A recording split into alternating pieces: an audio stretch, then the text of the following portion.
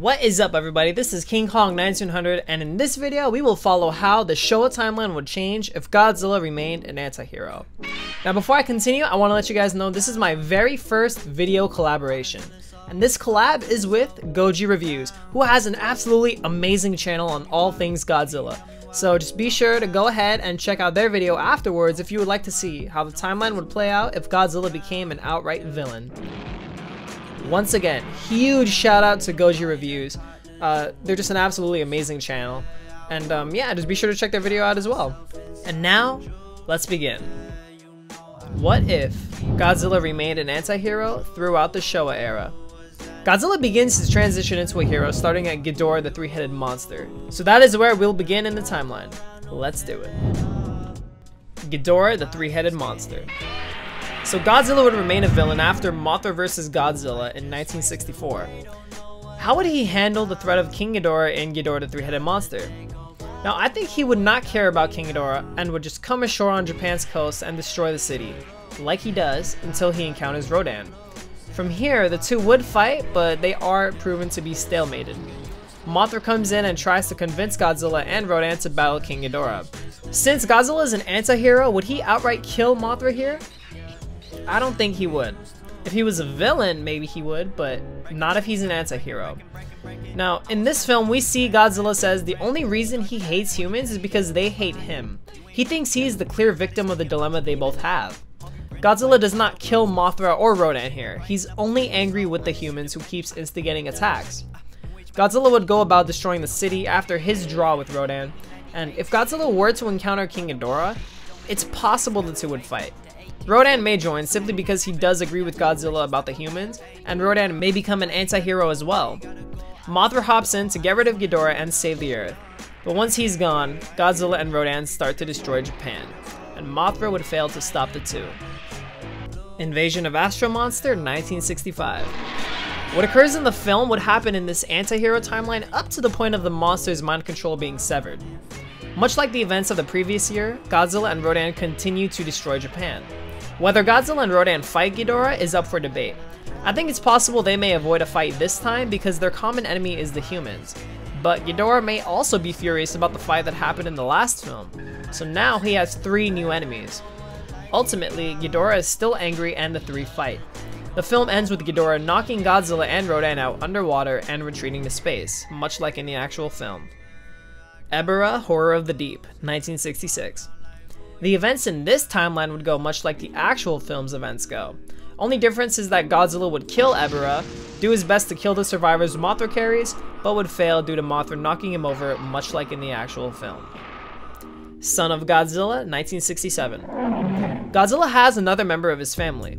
Considering he was at one point the first and last of his kind, now only being the first, he has something to live for and protect. Minya, or Manila. He still holds a grudge against humans, and the events follow exactly like the film. Godzilla Vs Hedorah, 1971. So I skipped all monsters attack, and the reason is because that does not happen since it was all a dream. Godzilla comes ashore due to Hedorah's presence. They initially battle before Hedorah retreats, and Godzilla gets some destruction in until he decides to follow Hedorah considering he has unfinished business. So they fight a second time. Godzilla gets incapacitated as Hedorah flies for Mount Fuji, who mutates into his final form. Godzilla follows and the two engage in a battle. Godzilla loses his hand, his eye, and is currently in a pit. And now we reach a bit of a weird point in the timeline. Would the JSDF try to help Godzilla and defeat Hedorah by using the giant electrode? Or would they let Hedorah kill Godzilla to rid Japan of its resilient common attacker?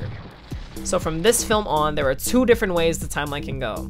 The JSDF could help Godzilla, or Hedorah kills Godzilla. Pretty gruesome ending. Godzilla gets completely consumed and dissolved by Hedorah's toxic sludge, dying in that pit. So the timeline could break off into Godzilla dying at the hands of Hedorah, but it could also keep going. So let's explore the other option. The JSDF save Godzilla by luring Hedorah away with their electrode, which fails, yet Godzilla is smart enough to activate it with his atomic breath and successfully defeat Hedorah. From here on, Godzilla may notice humans have helped him, and he may set this grudge he has aside. So in this main timeline, Godzilla becomes okay with humans and begins his transition to the heroic Godzilla we all know and love. But let's backtrack. What if the JSDF didn't save Godzilla, but Godzilla still knew to activate the electrode? Well, Godzilla kills Hedorah. In the film, after he kills Hedorah, he acknowledges the JSDF and walks away. In this new timeline, they're toast. Not much to say there. Godzilla cooks some soldiers and then walks away for a much-deserved rest. Godzilla vs Gigan, 1972. This film goes exactly like how the actual film does. Godzilla vs Megalon, 1973. Now, because Godzilla is remaining the anti-hero he is and not a villain, he would still agree to help Jet Jaguar fight Gigan and Megalon due to protecting the Earth and stopping the tremors from destroying any more of Monster Island. Zone Fighter. We're gonna skip this since I have never seen Zone Fighter, but it would essentially be dissolved since Godzilla would absolutely not help the humans in the series and kill them if anything. Godzilla vs Mechagodzilla, 1974. Godzilla, who is still allies with Anguirus, would defend Anguirus and arrive much like in the film to fight fake Godzilla. This timeline would occur similarly to the way the film does. Godzilla walks away after winning and King Caesar is unaware Godzilla is an enemy of humans. Terror of Mechagodzilla, 1975. The events of the timeline here would go much like the actual film up to Godzilla's battle with Mechagodzilla and Titanosaurus.